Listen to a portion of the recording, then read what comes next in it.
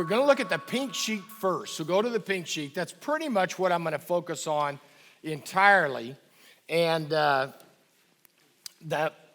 front side looks at the number one goal for you with your child is to build a strong parent-child relationship. So the front side is going to go through how do you build this strong parent-child relationship, okay? Because the stronger your relationship is, the more you're going to influence your child's heart. And the goal of Christian parenting is not control, which 99% of parents in the world think it probably is control. The goal of parenting is to influence your child's heart to become a responsible, godly decision maker. Because what you want is for your child to manage their own life from 18 to 100, okay? And the stronger your relationship is with your child, the more they respect you, the more they trust you, the more they want to follow your guidance because they know you have their best interests at heart. And so if you look at the very bottom of that page, I have the 3 R's. A positive relationship plus rules equals a responsible decision-making child. So it always begins with the relationship. Then, if you go to the negative 3 R's, and a lot of Christian parents, loving Christian parents and grandparents believe we're going to begin with the rules. It's all about rules. It's all about correction. Rules minus a relationship will equal a rebellious child, okay? So we absolutely need to start with the relationship side first. And actually, this front side is kind of chapter 2 of my Christian parenting book, Simple Habits for Effective Parenting. It's the Cliff Note version or the Reader's Digest version, whatever you want to call it. So, number 1, communicate unconditional love with words. And I mentioned that in my sermon, if any of you heard the sermon, that kids need unconditional love. It amazes me. I probably have counseled over 1,000 kids. And kids wonder often, do my parents love me unconditionally? Or do they love me if I make the choir, or if I do good in a sports activity, or if I do good in robotics or 4-H club or whatever? Kids need unconditional love. And so the first question there, do you want to know a secret? Now, you ask that the first time, and depending on the age of your kids, they'll say, sure, Mom and Dad, tell me a secret. And then you'll say, I love you no matter what. And after the first time, as they get older, they're going to say, Mom, Dad, I've heard that secret. I don't want to hear it anymore. In fact, if they're 10, 11, they may cover their ears, okay, and say, I'm done hearing it. And we have 6 grandkids, and our 8-year-old grandson just had a birthday, and on his birthday, I said, Caleb, do you want to know a secret from Grandma and Grandpa? And he said, Grandpa, you've told us that 900 times. He just said that a week ago. And so share with your children, I love you no matter what. And the 3 important words are no matter what, okay? Secondly, to say, I will love you even more tomorrow than I did today. And I mentioned that in my sermon as well. And think about it. How would we feel? In fact, my wife said I should not put this in the sermon, so I didn't. But how would all of us feel if our Heavenly Father out loud said to each of us before we fall asleep at night, I love you no matter what in Jesus. I will love you more tomorrow than I did today. I love you for an eternity. All of us would sleep terrifically if we had our Heavenly Father say that out loud. And that is a great phrase to tell your kids before bedtime. I will love you even more tomorrow than I did today. And your kids will have a safe, secure feeling and sleep very well. And then if there's one question that I have had numerous kids ask me, especially teenagers, Dr. Schroeder, are my parents proud of me? It's so absolutely essential that you use the P word, proud, over and over and over and over again. So many adults have never heard their parents say, I am proud of you. And maybe you did not hear your mom and dad say, I'm proud of you. And I'm not being critical of them, not at all. They did not know the importance of that. If there's a phrase, all three of those phrases are essential. Will you please tell your kids regularly, I'm proud of you. And the best spot to do that, we take our grandkids, we have two boys that are 44 and 41, and our older son and his wife live in the Indianapolis area, and we take our three grandkids to school on Thursday morning. And I'm not patting myself on the back, but what do we tell the grandkids before they go into school? We are proud of you, and we love you no matter what, and we're going to love you more tomorrow than we did today. And they always say, you said that over and over. We know it, but they do want to hear it, okay? Secondly, you want to communicate unconditional love with affection. Interesting research study. They did a research study. 90% of men, now this is just men, but men on death row, they had murdered people, were rarely touched as children. Isn't that an interesting study? 90%. When you and I shake hands, our blood pressure lowers, okay? And there's just been numerous studies done on the benefit of touch. UCLA did a research study that to determine how many touches does it take for a woman to stay emotionally healthy. The study found that women need 8 to 12 touches a day to stay emotionally healthy. Now, they didn't do a research study on us guys, and I can say this since I'm a guy, but no amount of touches will make a man emotionally healthy. Hold on. Guys, don't get mad at me. You guys don't cancel me out yet, okay? But touch is that important. You know, touch your kids over and over and over. What I have found happens, and I don't know the ages of your kids, but up until about the age of 8, there's a lot of touching because there's so much kind of close supervision. After the age of 8, it starts to drop off. And one of the things that I have helped numerous teenagers with suicidal ideation and I tell teenagers, your mom and dad are going to give you a hug, and if you're mad, be mad at me because I've told them to do that. And you need to hug them back. And it just amazes me how that has helped so many teenagers with their suicidal ideation, along with those 3 unconditional love statements in number 1, okay? So make sure there's a lot of touches. Look at number 3. A lot of this information is all critically important and essential. Positive labels are one of the biggest things that you can do for your kids. Helpful or harmful, whatever label you put on your child's forehead or whatever label they hear, that's the reputation they're going to fulfill. If a child is told you're lazy, they're going to be lazy.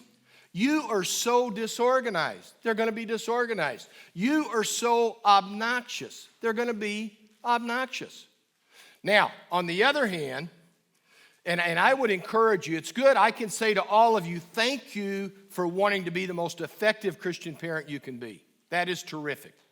When I say to you, I appreciate you wanting to be an effective parent for the sake of your child, that just kind of lifts your self-worth, doesn't it? So use the word appreciate. I appreciate, and you look at that second paragraph, starting with the penultimate sentence, I appreciate your determination, helpfulness, hard work, kindness, positive attitude, great decision making. Over and over and over, label your children with positive labels. I saw a girl years ago, probably 30 years ago, back in the early 90s. And her mom brought her in, and before I could get with mom, have the daughter wait in the lobby, the mom said, Dr. Schroeder, we're bringing our daughter to you because she's extremely shy. Well, what was that girl? Shy. And so I got with mom in private, and I said, Mom, you and Dad, whenever she talks, will you please say, I appreciate that you're a good talker. I appreciate how well you communicate. And just give her that positive label over and over, and I want you to contact her teachers and tell them when she talks, to tell her I appreciate how good you are at talking. Well, what do you think that little girl became? She became a talker. Because the label went from that negative label to, I appreciate that you're a good talker. I saw it was such a coincidence. This was September, I saw that little girl, and I also saw a little boy, 6 or 7, I think at the time, and he was extremely mean. In fact, Mom brought him in, and again, I guess it was my mistake. I should have let the youngster sit in the lobby, but I always have moms and dads appreciate their kids at the beginning of a session, the first session, with an I appreciate. But Mom said again, Dr. Schroeder, we're bringing our son to you because he's so mean. It's September, but the teacher doesn't want him in school. He's that mean, and he's mean at home. Well, and by the way, I forgot to mention, with that little girl who was a talker, I asked her a few questions in my office, and she started saying a few sentences, and I said to her, may I call you Miss Talker? Right away, gave the label, and she smiled at me and said, sure, Dr. Schroeder. And so every time I saw her, did I ever call her name? Never. What did I call her? Miss Talker. Well, this little boy who was mean was sitting very nice on the sofa next to his mom, and I said, you are sitting so nice there. May I call you Mr. Nice? Probably never had anybody call him Mr. Nice. And he smiled at me and said, sure, Dr. Schroeder. And so every time I saw that little boy, what did I call him? Mr. Nice, okay? And I, again, got with Mom in private. And by the way, sometimes parents will say, Dr. Schroeder, you're a pastor and you're telling us to lie? I don't want you to lie. Don't be insincere and don't use flattery. Catch your child doing right and then give them that positive label, okay? And so I told Mom in private, when your son is nice with his siblings, with anyone, say, I appreciate how nice you are. And tell the teacher, I appreciate how nice you are, okay? And February, so about 6 months later, what had that little boy become? Mr. Nice. And I talk about this in my book. I don't know if I mentioned this, but I asked him, Mr. Nice, how long are you going to be Mr. Nice? And he looked at me, and you know how 6- and 7-year-old kids are. He said, Dr. Schroeder, 200 more days. I said, come over here. So he came off the sofa, and a lot of times I will do this with kids. I wrote on his forehead, nice, and I said, now you're going to be nice till the day you go to heaven, okay? And so he had that label, but he became Mr. Nice. So what is good to do, no matter, I have deficits, we all have deficits. Try to identify 2 deficits for each of your kids if you have more than one child, and then counter it with a positive label and make it positive. I did a virtual session with a mom, was it at the beginning of this week or last week? Anyway, within the last week, her son had been getting horrible grades, was irresponsible, disrespectful, just kind of out of control. And so Mom and I came up with 2 labels, respectful and organized. And I said, Mom, contact all his teachers at school. He's, you got to remember, he's 11, I think. And tell the teachers when he's respectful to say, I appreciate how respectful you were today. When he's organized in the classroom, I appreciate how organized he is. Now, that was back, I first saw her in early November. When I counseled with her the other day, you know what she said? Our son is having a terrific second semester. The teacher says he's organized. And we're telling him he's organized. The teacher says he has become respectful. And he's more respectful at home. Now, that's not a magical pill, but that is absolutely huge, whatever label you put on your kids' foreheads. I think Pastor Kevin mentioned in one of the services, I always say I'm the only counselor in the United States that has been a head varsity high school football coach and a head varsity high school basketball coach. When I was in Michigan as a head varsity high school basketball coach, and I don't know how much you remember about basketball, he hadn't played for a few years, but they kept talking about this kid in East Lansing. I'd call up the reporter to talk about our game, and the Detroit News reporter would keep talking about this kid in East Lansing, and then the reporters started calling him Magic. Anybody know what Magic's last name was? Johnson. Yeah, he just became Magic. And he went on, of course, to have a good college career and play in the NBA. But everyone called him Magic. Now, he was a really good basketball player. Maybe he still would have made it. But that certainly did not help because he thought he was magic on the basketball court. So will you please give your kids positive labels and your grandkids positive labels? Then, got to check the time here. Mutual respect. Kids, go to number 4, kids are going to breathe in the family air, okay? And so more things are caught than taught. Example is not the best teacher. Example is the only teacher. Absolutely essential that you give your kids mutual respect. They can disagree with you. You can disagree with them, but there needs to be mutual respect in order to have that strong parent-child relationship. And then look at number 5. Sarcasm lowers self-esteem in a heartbeat. The Greek language, the word for sarcasm means tearing of flesh. Tearing of flesh. 98% of people can be sarcastic, okay? Most of the time, sarcasm makes someone the butt of the joke. And sarcasm lowers self-esteem in a heartbeat. And it just amazes me. One of the first things I do in the first or second session is I suggest to parents, I say, I don't want you to feel guilty. Do not ever be sarcastic with your kids. Now, is it good to tease with your kids? Sure. But teasing does not make your children the butt of the joke. Okay? And sarcasm does. Sarcasm is an emotional slap. Sarcasm is saying, you just can't take a joke. No, I often say sarcasm is like eating ice cream with vinegar on it. Now, are we having that for dessert, Pastor Kevin, ice cream with vinegar? No, okay. No matter how good the ice cream is, the vinegar is going to make it taste horrible. So with a sarcastic comment, no matter how good the sarcasm is, the child is going to be crying on the inside. I do a lot of speaking. I just spoke to a Rotary Club, a big Rotary Club in the Indianapolis area, a suburb, and the president of the Rotary Club is in our neighborhood, and she said, Randy, will you come speak? And I talked about communication, the key to rewarding relationships. Well, what do you think I ask everyone to avoid? Sarcasm. And our neighbor said, had a different sheet. She said, I put that sheet on the refrigerator. She said, I never realized how that was hurting our family relationships. She's probably about early 60s, has kids out of the house, and has grandchildren. But people don't realize how damaging sarcasm is.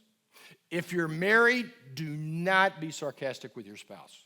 Ever, ever, ever. I'm begging you. But it's your choice.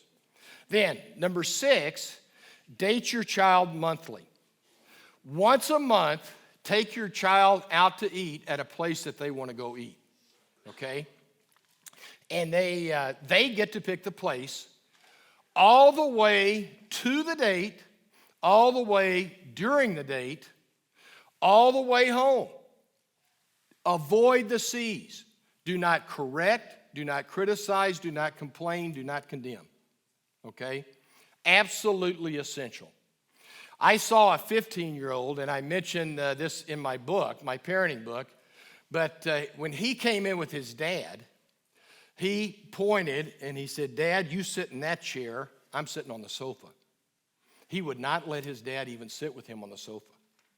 And so I talked with Dad. Mom did not come. I talked with Dad and son, and I'm a huge believer, especially for teenagers. I'm a huge believer in that date your child monthly. And so I asked the 15-year-old, I said, will you please go out to eat lunch with your dad this Saturday?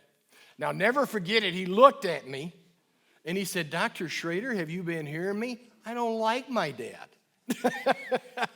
And so I put on my psychologist hat, found out his 2 favorite restaurants, narrowed it down to an Italian restaurant, and looked at Dad, convinced son, will you please just as an experiment go out to eat lunch with your dad? I said, there's not going to be any problem talk. Your dad's going to avoid the C's. And I looked at Dad and I said, Dad, will you please not criticize, not correct, not complain, not condemn? All the way to the Italian restaurant, all the time during the meal, all the way home. Dad shook his head yes, and I said, 15-year-old, your dad's going to abide by that. He's going to hear my words echoing in his ears. Well, they went to the restaurant. Halfway through the meal, you know what the 15-year-old did? Put his hands in his spaghetti and stuffed it in his mouth. Now, Dad could hear Dr. Schroeder's words echoing in his ears. No complaining, no criticizing. Dad just kept eating. 15-year-old finished his meal with his hands. Had spaghetti all over the place. Now, I will say this. Dad had more self-discipline and self-control than me. Because Dad said nothing during the meal. Dad said nothing on the way home. And if you can believe it, Dad said nothing Saturday afternoon, nothing Sunday, nothing Monday. Tuesday, when Dad came home from work, Dad asked his son, if you pick that Italian restaurant for our monthly date, will you please use a fork next time? What do you think the 15-year-old did? He smiled real big and said, sure, Dad. What do you think that did to that father-son relationship? Turned it all around.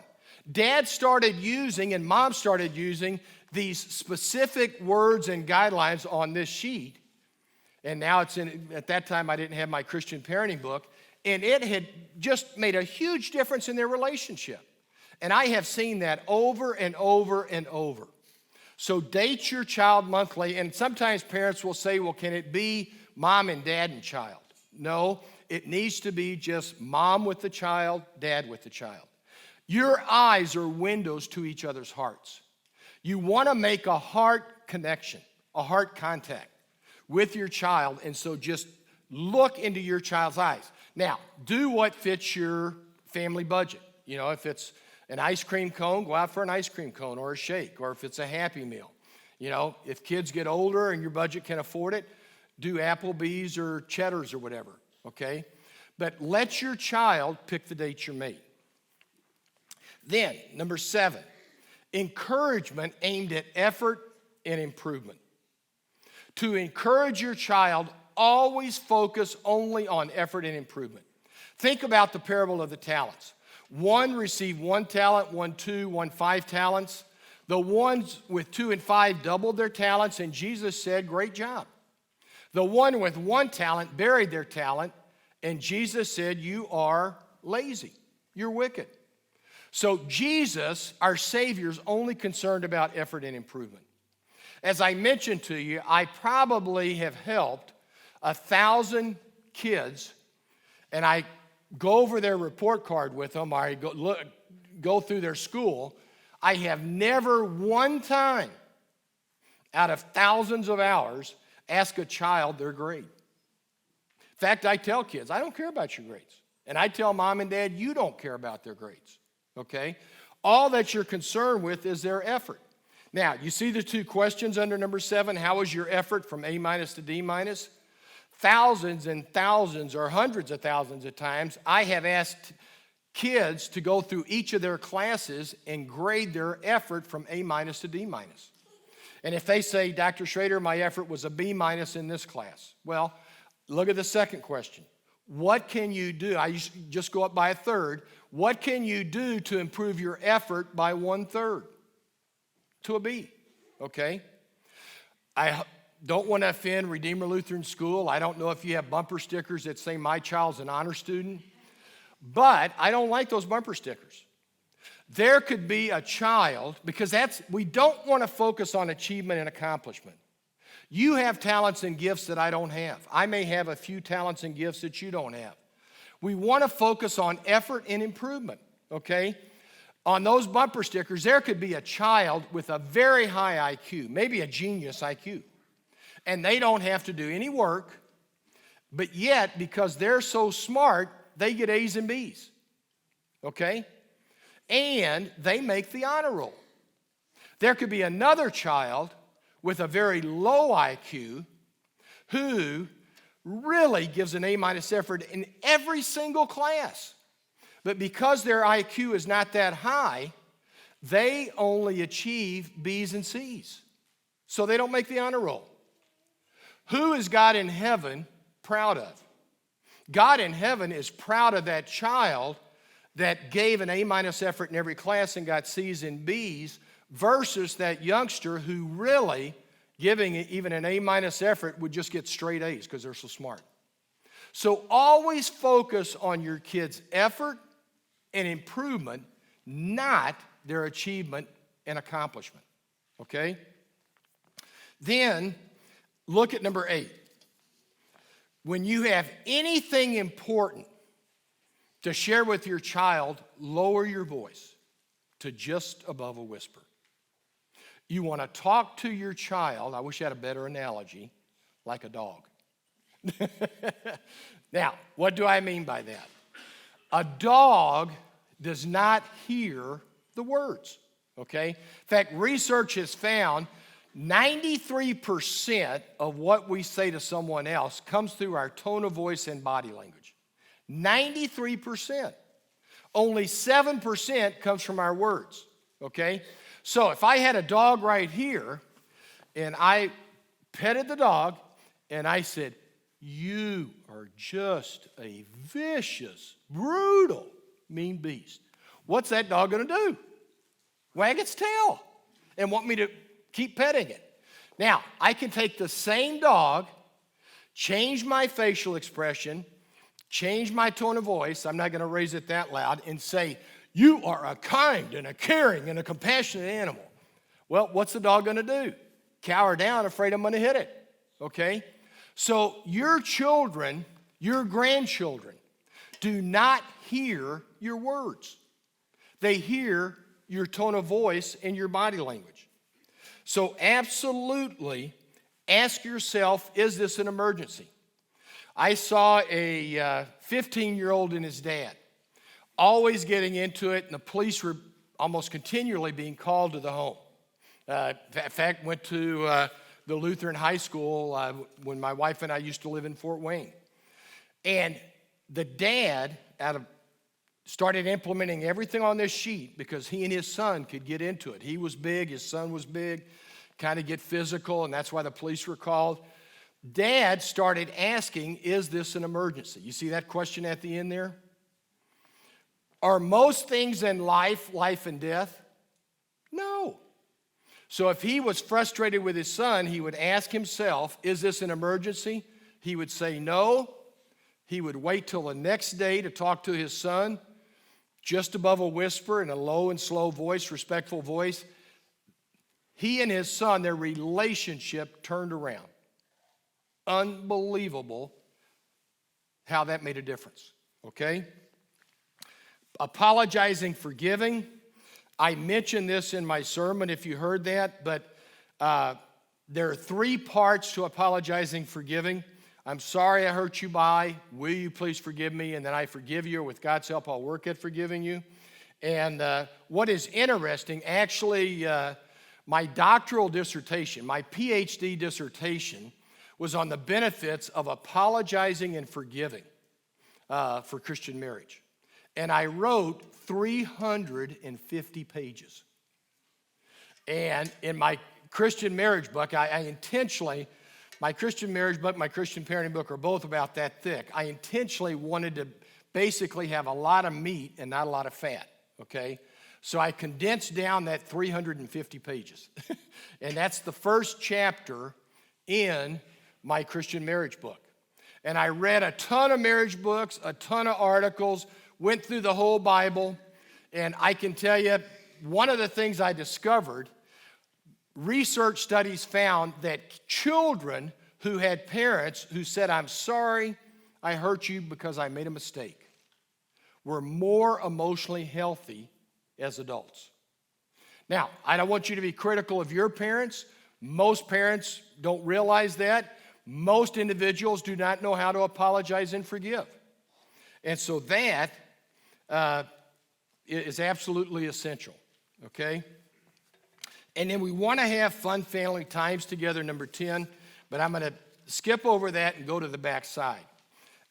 I was thinking, Pastor Kevin, I would wait till the end to ask for questions. Is that all right? Or does anybody? Well, I'll just do it now.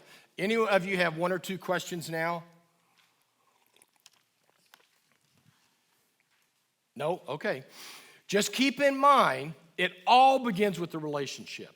Okay? Yes, sir. Is there a way to do like some type of counseling in home where you kind of separate your emotions and say you have like a time or a room or something in your house where, okay, just, maybe you're just a little bit emotionally detached where you can ask different questions or give them an avenue to ask certain questions that maybe they are embarrassed to ask a parent or something like that? I apologize, I'm not quite following your question. You're saying where the parent is trying to counsel the child? Sure, here, you just give them a different setting at home where you sit down and you can discuss things that aren't play-oriented or teaching-oriented or judgmental at all. That's a great question. And one of the things, if you look on the backside at number 17, and I apologize, I have a mistake there. I just noticed that the other day. What you want to do is always be seated. If you're married, when you and your spouse have a serious discussion, always sit down. Standing's an intimidating posture, okay? The other thing you want to do, kind of to answer your question, is always have a tense topic, serious discussion after 9 in the morning, before 7 at night. And it says inside the 9s there, that's what I suggest for couples. Okay, that's a mistake. So it should be after 9 in the morning, before 7 at night, and you can massage those times, okay? But if our feelings are tender, we have a more difficult time listening and looking for solutions, okay? And we have a much more tendency when we're not in a pleasant mood to attack. And we don't want to attack our kids. So make sure you're always seated. Make sure you're always after 9 in the morning, before 7 at night, when the kids aren't tired and you're not tired. And the other thing I would say, sir, is ask a lot of how and what questions. What we want to do is be like Socrates, okay? Jesus asked 307 questions in the Bible. 307. Jesus taught through questions, okay? The Socratic method is to ask questions. And so that is an important way to have good, serious discussions with your youngster, okay? Now, let me just look at some of the high points on this backside, because the backside is basically the Reader's Digest version of chapter 3. How do you lovingly discipline your children, okay? And look at number 11. Again, the goal of Christian parenting is to help your kids be excellent decision makers, not to control them. And that is mentioned in number 12. God could have controlled Adam and Eve. Could God have prevented Adam and Eve from eating the fruit? Sure, he could have, but he didn't. What was God seeking? He was seeking obedience. What does the Bible say? Say, children, obey your parents, for that pleases the Lord, okay? And so that's what you want, is to have your kids become good decision makers. Parents can keep their eyes on their kids up until about the age of 12. After the age of 12, when kids are out on their own, they're going to make their decisions about cigarettes and alcohol and drugs and you name it, okay, all those various temptations. And so now what's going to be the biggest thing is, how did mom and dad influence a child's heart, okay? And so that's what counts. If you look at that last sentence in number 11, I think the biggest challenge for parents, and a lot of parents make this mistake, is to give a child too many chances. And if you are saying your child's name, I tell you what, I am sweating. If it's okay, I'm going to take my jacket off. You'll see how much I am sweating. But if you give your child too many chances, they know where the line in the sand is. Are my mom and dad going to give me 5 chances, 6 chances, 7 chances? How many chances did God give Adam and Eve? 1. Adam and Eve goofed up, and God said what? You decided to leave the garden because you ate the fruit. Now, Adam and Eve probably said, hold on, God. If we would have known we're going to have to leave the Garden of Eden, we wouldn't have done that. I don't know the conversation. You don't know the conversation. But God didn't say, well, you're right. Let me give you a second chance. No, immediately. And so what you want to be as a mom and dad, and you can give a second chance. I'm going to mention that. But we don't want to go more than 2 in my professional opinion, is to be decisive, be consistent, be firm, and don't keep saying your child's name over and over and over and over again, okay? And then we looked at number 12. Number 13, by the time a child's a senior in high school, they should be making all their own decisions under parental guidance. All their own decisions, okay? Almost. So if a senior in high school says, Mom, Dad, I want to stay out till 3 in the morning, as mom and dad, you're not going to say, well, God bless you, have fun. But after high school, a youngster has 2 choices. They can get a job and get an apartment. Who decides their curfew? They do. Or they can go away to college. Who decides their curfew? They do. Okay? So you want your youngster, again, to manage their life from 18 to 100 on their own. Okay? And then look at number 14. Briefness is leadership. Silence is leadership. And I'm going to give you some ideas how to be brief and how to be silent, okay? But you want to avoid parent deafness. In the history of the world, in fact, look at number 18. You may think I've lost my mind. There's no such thing as an argumentative child. There are only argumentative parents. And that is true. And most parents, well, what does 1 Corinthians 13 say? When I was a child, I thought like a child, I reasoned like a child. In the history of the world, a parent has never won an argument with a child. Did my parents win any arguments with me? No, they couldn't convince me. Did your parents win any arguments with you? No, okay? Because we reason like a child.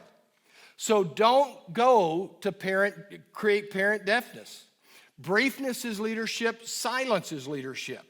In fact, you could have the very best lecture in the entire world as you're trying to convince your child, and after 5 seconds, you know what your child does? They turn the volume off, and they don't hear another word. Right? What did I do when my parents started to give me a lecture? 5 seconds off, I didn't hear it. And you're no different than me, I'm sure. You did the same thing, right? Or did you listen to your parents' lecture? No, okay? And again, we don't want to lecture. We want to do, as this gentleman asked, how and what questions when we sit down to have that discussion, okay? Now, look at that next section. This is kind of a summary of chapter 3 in my Christian parenting book. A positive parent is a leader, not a boss. Bosses are about micromanaging. Bosses have many rules. Bosses are controlling. Bosses are looking over the shoulder of their employees. You know, they say, do this job, and then they just hover over them to see that they're going to do a good job. Controlling is not healthy, okay, because your child's not learning to make good decisions. Leaders, if you work for a leader, They'll give you a job to do, and then they step back and let you do it because they want you to grow into that job, and they want you to be successful on their own. Because when you're successful in that job, that helps the company. When your youngster grows as a young person and makes good decisions, now they are going to be responsible, godly adults one day, okay?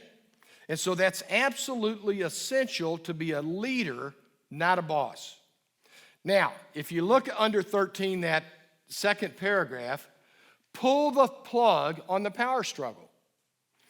Memorize and say low and slow, I'm sorry, if I were your age, I'd probably feel the same way.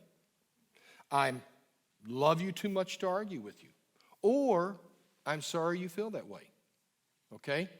I'm going to go back to the teenager who wants to stay out till 3 in the morning. Any of you have teenagers? Yes? Okay. Well, all of you probably wanted to stay out till 3 in the morning when you were a teenager. Okay?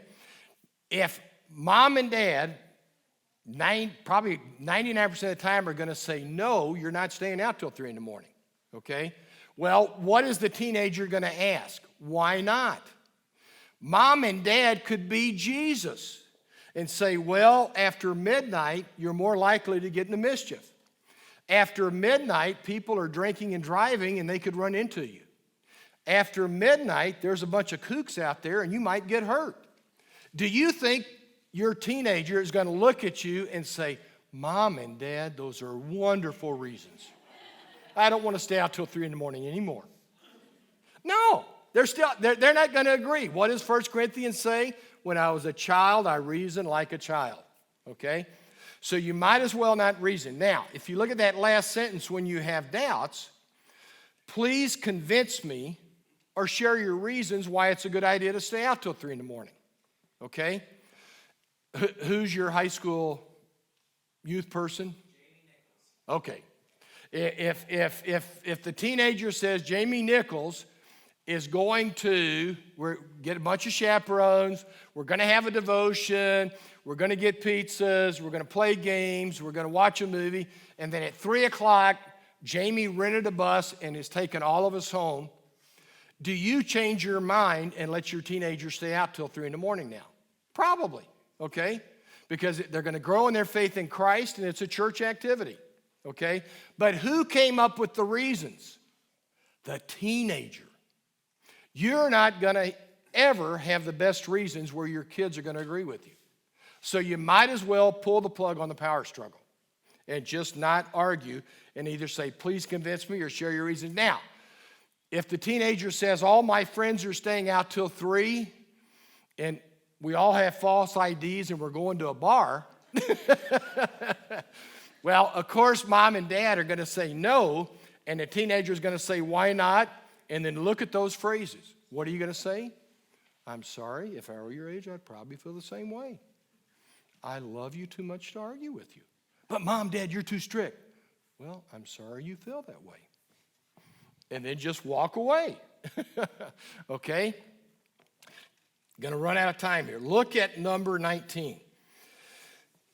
This is the way, 19, 20, and 21 is the way you lovingly apply discipline, okay? And Pastor Kevin, I'm content to go to 1:30 if that's all right with you. Okay. So always ask politely, will you please? I've had thousands of parents that I've spoken to, that I've seen at the grocery store, it said, Dr. Schroeder, that is unbelievable how much more my children are compliant when I ask them, will you please do this or will you please do that? Sentences are demands, commands, and orders, even if you use the rule of courtesy. If I said to all of you, please switch seats right now, that would be a demand, a command, or order, and you're thinking, Randy, why do we have to do that? Okay? And that would kind of hurt our friendship. Now, if I ask you, will you please switch seats, you're much more likely to comply because you still have freedom of choice. Even a 5-year-old wants to have freedom of choice. They don't want to be told, please do this, please do that. It's will you please do this? And psychologically, there was a research study that found will is softer on the ears than would, could, or can. Okay? So it's a will you please do this or will you please do that? In a sense, now, Pastor Kevin, don't get upset with me. In a sense, God asked Adam and Eve, will you please avoid the fruit? He gave them a choice, didn't he? Okay? Now, they ate the fruit, and look at step number 2 there. Okay? Either or decisions. So it's either avoid the fruit or leave the Garden of Eden, you decide. Now, I know God did not tell them that in advance, okay? But that's what happened. Either avoid the tree, avoid that fruit, or leave the Garden of Eden, you decide. When they ate the fruit, and of course this is not in the Bible, but God basically said, Adam and Eve, you decided to leave the Garden of Eden because you ate the fruit. Now, I goofed up all the time, and even when I'm going over this with parents, I can goof up. I often want to say the mistake first. You decided to eat the fruit. No, it's you decided, and then the consequence, you decided to leave the Garden of Eden because you ate the fruit. Okay? And if you look at the last line under number 20, never, never, never say I. I is controlling and can create an angry child and a rebellious child. Most parents use I, and again, I'm not being critical of parents. 99% of parents don't know what you're learning today, and they use the word punishment. Okay? I'm going to punish you. Punishment is for criminals. You don't want, it's to, in a sense, hurt somebody. Punishment is not for your kids. You want your kids to be godly, responsible decision makers. And so it's always you decided because. It's not I. I saw a youngster who was 14, and parents brought him in. He had a ton of anger issues and eventually went to federal prison, okay? Because his parents, sadly, did not apply what we went over. And one of the things they didn't apply was the I. They like control. But anyway, he flunked his math class, and he came in with his mom and dad, and he was angry. And I mean, he had some real, you can imagine if he was always in trouble with the law and ended up in prison, but he had some real anger issues, okay? And he came in, he said, Dr. Schroeder, he said, my mom and dad are making me go to summer school. They said, I have to go to summer school. We're making you. I had him go out into the waiting room, and I got with mom and dad, and I said, will you please say you decided to go to summer school because you didn't study, okay? Quit doing the I. Quit doing the we, okay? And they just never learned that. But the young man came back in during the session, and if you remember that front side, what do we want to do? When something's important, we want to speak just above a whisper, okay? So he sat down, and I said to him, David, you decided to go to summer school. Now, I didn't do the because. I wanted him to know the reason, okay? And he was really ticked off. He said, Dr. Schroeder, did you hear me? My mom and dad told me I'm going to summer school. I said, David, you decided to go to summer school. I said it that way, I bet 30 times. Can you imagine that? I just kept saying soft, low, and slow. David, you decided to go to summer school. After about the 30th time, you know what David said? He said, Dr. Schroeder, you're right. I didn't do my homework or study for my test. But his mom and dad love power and control and love saying I. Will you please always drop the I and just say you decided because, okay? And then Grandma's Law. Grandma's Law has de-stressed numerous families. It's a when you, then you. What would Grandma say to all of us? When you eat your vegetables, and I see my Aunt Gladys and Uncle Ken back there, she makes good pies. But Grandma would say, when you eat your vegetables, then you may have a piece of the pie I baked you. Okay? So it's a when you, then you. Notice at the end of that number 20, never say if you, then you. Most parents say if. And again, they don't know better. If says I don't believe in you. Okay? I say to all of you, when you start using these simple yet very effective parenting habits, then you will influence your child's heart to be a good decision maker. I believe in you. I know you're going to do it. It's just a matter of when. On the other hand, if I say to all of you, if you use these parenting skills, then you will influence your child's heart to be a good decision maker, I'm not sure you're going to do it. Because if says I don't believe in you. So it's always when you, then you. I'll give you two examples, okay? I saw a dad who came in without his wife. They had a 15-year-old daughter. And she would not clean her bathroom. And Dad, if you go back up to number 11, Dad told me, he said, Dr. Schroeder, we've threatened, we've intimidated, we've bargained. We can't get her to clean her bathroom. I said, Dad, relax. You're going to love when you, then you. Okay? I said, Dad, you go home. And remember, when it's something important, how's our tone of voice? Just above a whisper. And what 3 words do we use to get compliance? Let's say it out loud. Will you please? So, Dad, you go home and you ask your 15-year-old daughter, since you don't think she's going to clean her bathroom, will you please hand me your cell phone? When you clean your bathroom, then you may have your cell phone back. Not if you clean your bathroom, when you clean. And then walk away real nicely. Okay? And then he did that. Well, she had a few spots in the sink. So what did Dad say? When you hit those spots in the sink, then you may have your cell phone. Walked away. About 2 or 3 minutes later, how long does it take a 15-year-old to clean? Pretty quick. Well, he came back and it was clean, and he handed her the phone. I'll never forget it.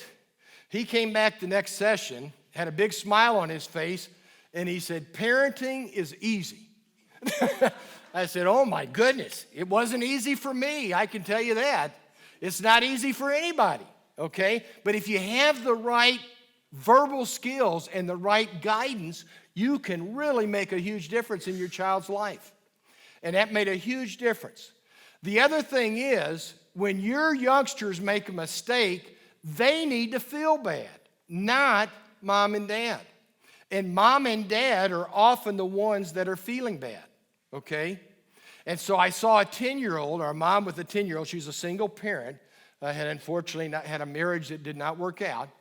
And she came to see me on a Monday, and I'd been seeing her. I went over when you, then you, and she had a sad expression on her face. And I said, Mom, why are you sad? And she said, this was April, okay? Up north, it's cold. In fact, I think it was yesterday, we had -4 below where we live. Yikes. My wife and I love this weather. We love the grandkids and our son and daughter-in-law here, but we love the weather as well. But anyway, it was in April, and it was a pretty warm summer day, okay? And she went to her son. He got up, ate his bowl of cereal. She said, when you clean your bedroom, then you may play outside.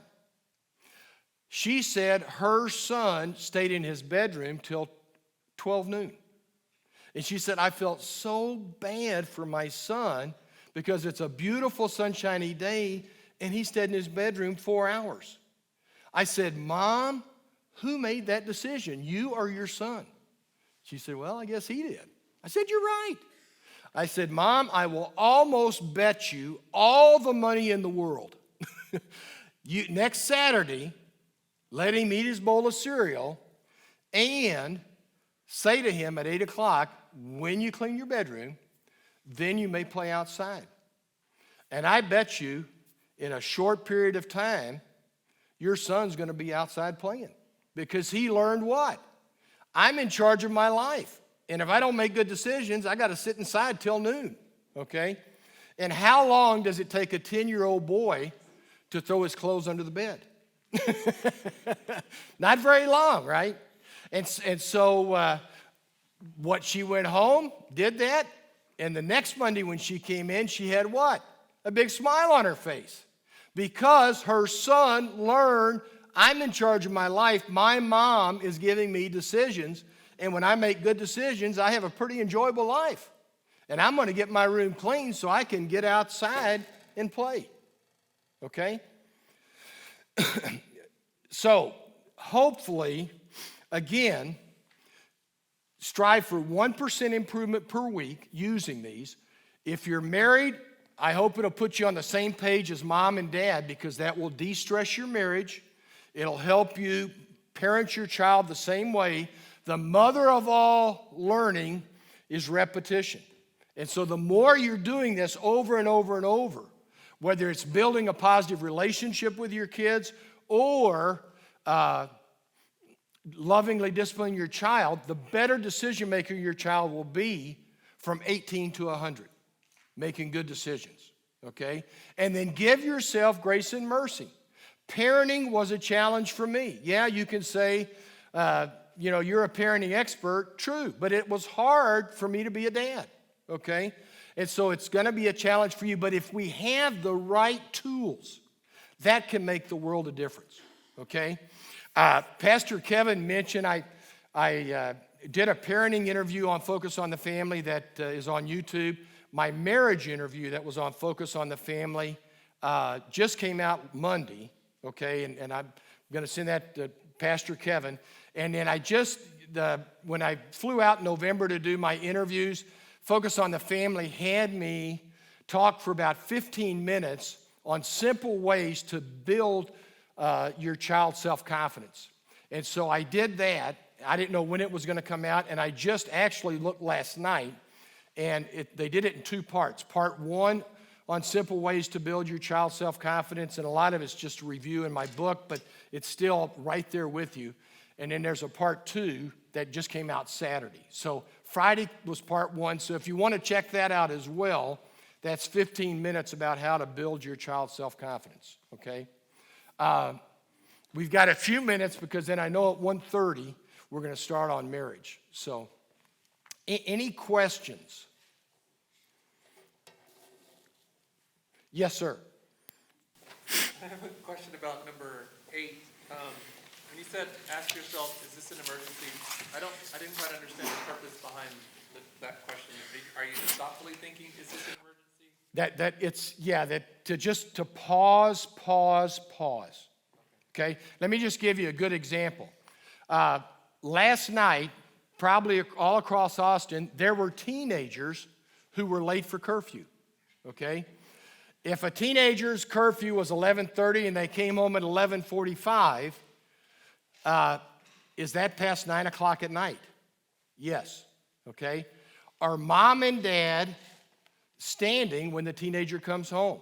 Yes. Is the teenager standing? Yes.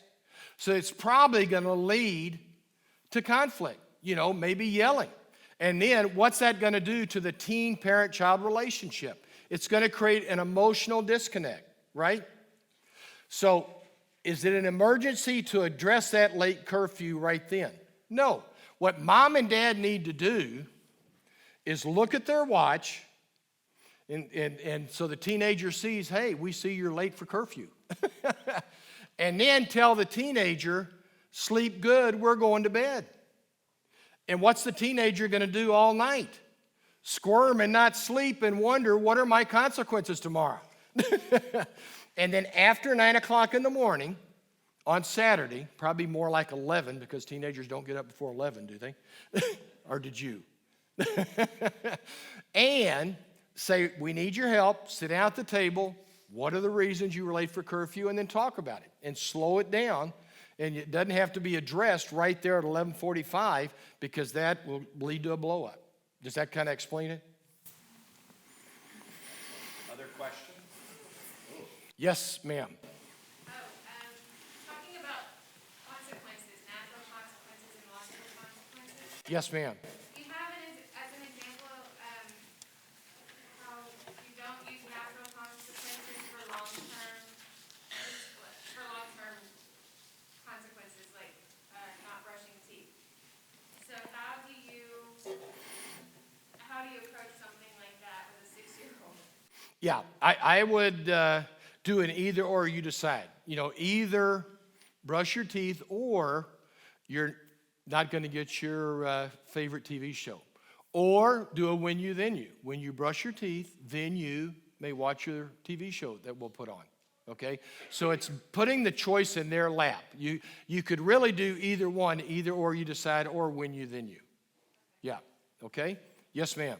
So my question kind of builds off of that, and it's with when something like Grandma's Law starts to bleed into number 11 in bargaining, and how do you know the difference between when you're always bargaining with your students and you're using examples such as 2021? Well, I think the biggest thing is that they get one chance. The other thing you can do rather than bargain is to use what's called the 3-part assertive statement. First part is to be an echo. I heard you say, and then you don't ever use but. But is an eraser. I say to all of you, I really appreciate your desire to be loving Christian parents, but, well, I just erased it, okay? So it's always and then you say what's healthy. You know, I heard you say you don't want to brush your teeth, and it's healthy for your teeth's sake to brush your teeth, okay? And you can do that over and over. I saw a mom years ago, a single mom, whose 17-year-old son was a challenge, okay? And I went over the 3-part, and he was always wearing her down. She just couldn't tell him no, being a single mom. Well, I saw her at a Friday afternoon. It was my last appointment, and I locked up the office. I was the last doctor there, went outside, and I saw her son. Good thing is there's not a lot of cars in the parking lot, burn rubber out of the parking lot. He was mad. And the mom said to me, thank you, thank you, thank you, thank you. And I said, for what? She said that 3-part assertive statement. He wanted to stay out till 2 in the morning, and I just kept saying, I heard you say, and your curfew is midnight. And so he would say, you're the meanest mom in the world. I heard you say I'm the meanest mom in the world, and your curfew is midnight. All my friends are staying out till 2 in the morning. I heard you say all your friends are staying out till 2 in the morning, and your curfew is midnight. You are absolutely ridiculous. What did Dr. Schroeder tell you? I heard you say I'm absolutely ridiculous. What did Dr. Schroeder tell me? And your curfew is midnight. If you remember, I don't know how long ago records are coming back, aren't they? But we used to have the broken record that would get stuck and go over and over and over. Just be a broken record over and over and over.